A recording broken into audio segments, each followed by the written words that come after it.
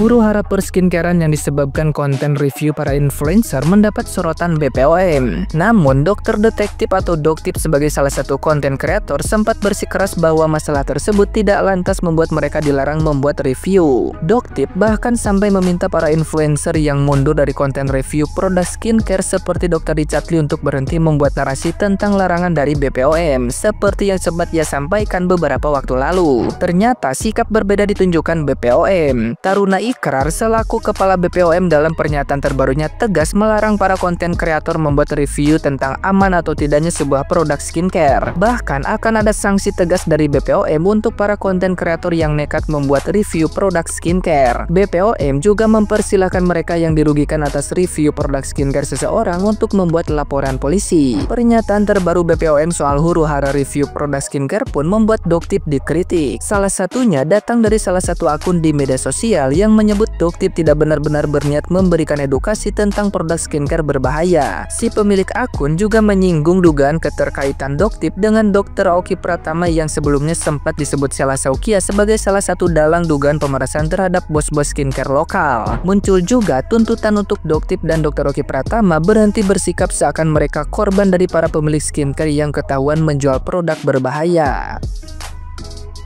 Nah, gimana nih menurut netizen yang terhormat? Silahkan berkomentar ya.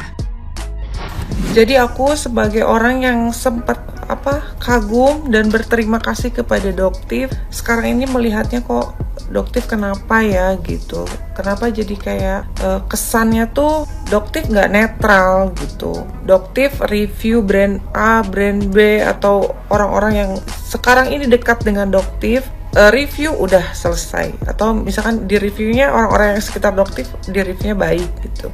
Tapi untuk orang-orang terutama SS ya, itu kasihan banget ya aku lihatnya, kayak setiap hari dijelekin, setiap dari hari ke hari, minggu ke minggu, dan berbulan-bulan jadi bulan-bulanannya Doktip gitu. Dan menurut aku ini udah nggak fair Dok gitu. Ayo review lagi brand-brand lain gitu, jangan terlalu terpaku dengan SS gitu, karena brand lain tuh banyak banget kan. Ini sebenarnya tujuan Doktip tuh mau kemana sih gitu, biar netral loh Dok. Kenapa orang-orang ya, aku jadi lihat ya, aku sebagai orang masyarakat yang lihat itu, kok orang-orang yang ada di belakang Doktip ini cenderung lebih aman gitu ketimbang orang yang mungkin bertentangan dengan Doktip. Pokoknya orang yang aku lihat nih ya Dok ya, orang-orang yang menentang Doktip itu akan jadi bulan-bulanannya Doktip gitu. Kalau semakin nantang akan semakin gue kulitin. Nah, tujuan Doktip tuh sebenarnya kan bukan ke situ gitu, bukan mau perang, apalagi aku lihat ya gitu udah nyerangnya ke personal. Sekarang ini malah udah ke brand skincare, sekarang ngacak-ngacak bajunya gitu, dibilangin barangnya tembakan lah, barang Tanah Abang lah, ganti label lah apa. Ini sebenarnya bukan kesini kan Dok tujuannya, karena aku lihat malah jadi ini saling memperlihatkan satu sisi satu sama lain gitu. Jadi ini jadi kelihatan gitu, aslinya ini orang kok kayak gini ya, ini aslinya ini orang kok kayak gini ya gitu. Semakin Doktip kayak gini, semakin memperlihatkan karakternya Doktip pun salah gitu. Jadi adalah ayo damai aja, sudahi huru-hara ini, karena ini gak bagus ya ditonton, maksudnya capek gitu ngeliatnya juga. Tidak sependapat dengan Doktip. Jadi begini alasannya, saya punya alasannya tersendiri kenapa saya tidak sependapat sama kalian, tidak sependapat sama Doktip. Jadi begini alasannya, saya tipe orang yang teguh dengan pendirian saya tipe orang yang tidak mudah tertiup angin. Meskipun lagi angin kencang ke sana, saya tetap teguh dengan pendirian saya. Angin kencang ke sana, saya tetap teguh dengan pendirian saya. Alasan poin satu di sini adalah Doktip juga sebagai owner skincare. Makanya kemarin saya sebut ini namanya menjatuhkan usaha orang lain. Yang saya bahas kemarin soal usahanya, sebelum membahas tentang itu overclaim atau berbahaya dan lain sebagainya. Saya kemarin melihat dari sudut pandang saya soal usahanya, membahas soal usahanya. Karena di sini Doktip juga sebagai owner skincare dan dia mereview produk orang lain sehingga terjadi keselisih pahaman seperti itu. Makanya saya memutuskan kalau ini menjatuhkan usaha orang lain menurut saya gitu.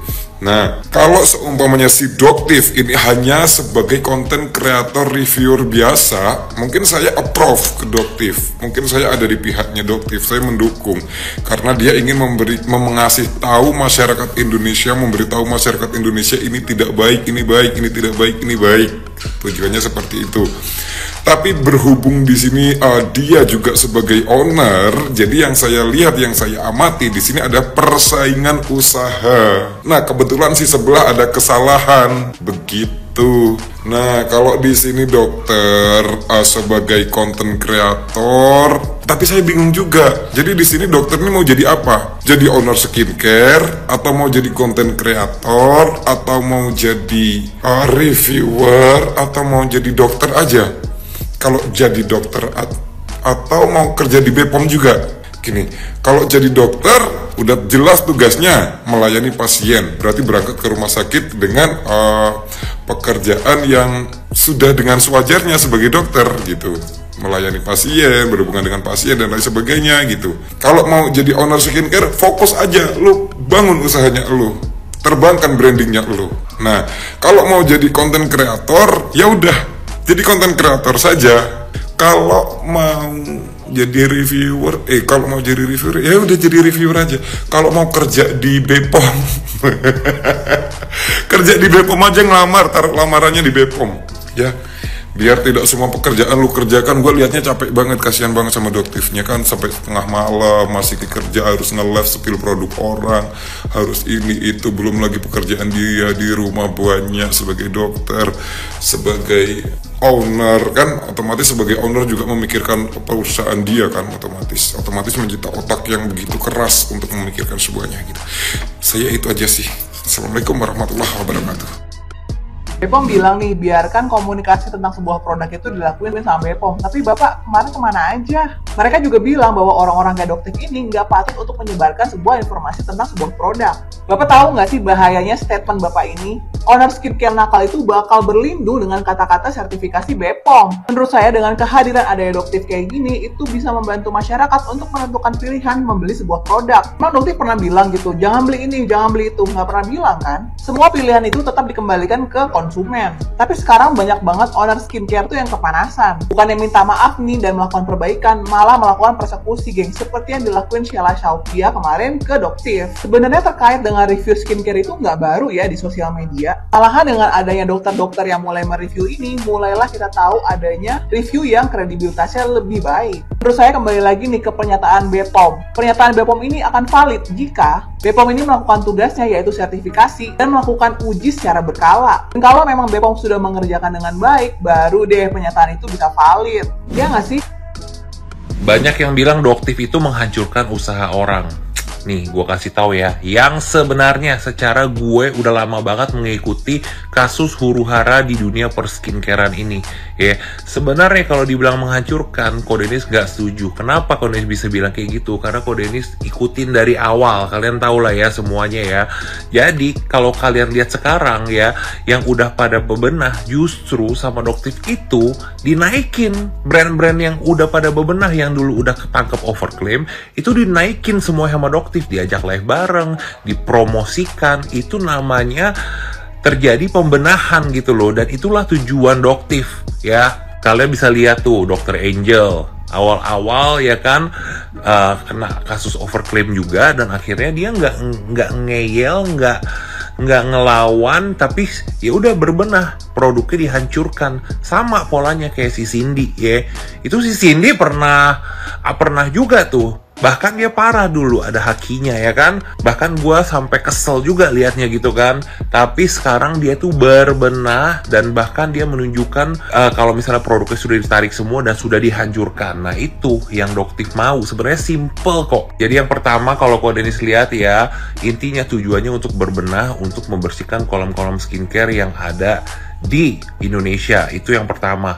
Yang kedua ya, itu kalau misalnya udah berbenah, ditarik semua barangnya, dihancurkan, ada bukti penghancurannya, habis itu dibenahi, diganti semua. Nah itu yang Doktif mau. Sebenarnya sesimpel itu ya, sesimpel itu. Terus juga ada yang bilang ya kalau misalnya itu Doktif itu sebelumnya udah pernah ketemu Cindy Samuel. No.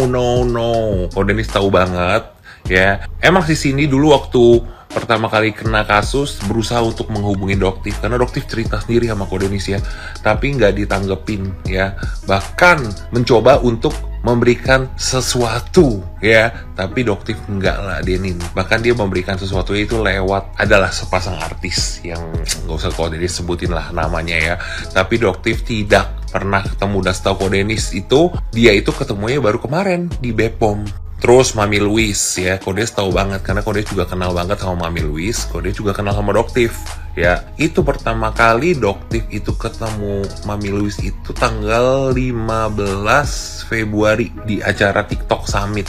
Itu ada Ko Dennis juga. Itu pertama kali ketemunya. Jadi nggak ada tuh istilah apa namanya di belakang ini, di belakang itu, nggak ada sama sekali ya. Jadi cerita ini emang berdasarkan apa yang Ko Dennis tahu, dan kalian tahu lah Ko Dennis bukan orang yang suka bohong ya. Dia katakan dia tidak, katakan tidak.